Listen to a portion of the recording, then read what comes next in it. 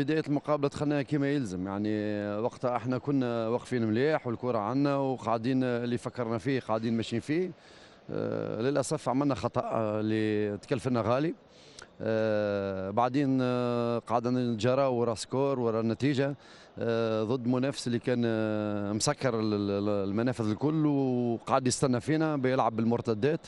الملاعبيه حاولوا، الملاعبيه تعداوا على الاطراف مشاو في العمق. دخلنا المناطق نتاعهم، صحيح ما كانتش فيه فرص كبيره واضحه.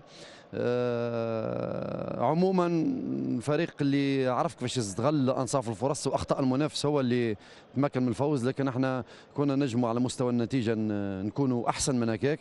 بالرغم من الملاعبيه عطاو الماكسيموم تاعهم، عطاو اقصى ما عندهم من طاقه، وحبينا نعملوا نتيجه ايجابيه سورتو في بعد زوز مقابلات نتاع صفاقس ومستير. هما 10 مقابلات تلعبوا منهم ثلاثة مازالوا سبعة.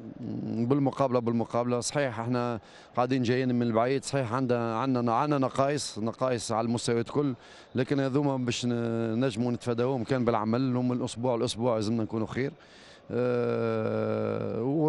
ونركزوا سورتو على الملعب، خاطر وقت تركز على الملعب وتخدم مليح اكيد المستوى نتاعك باش يتحسن والنتائج اكيد باش تتحسن.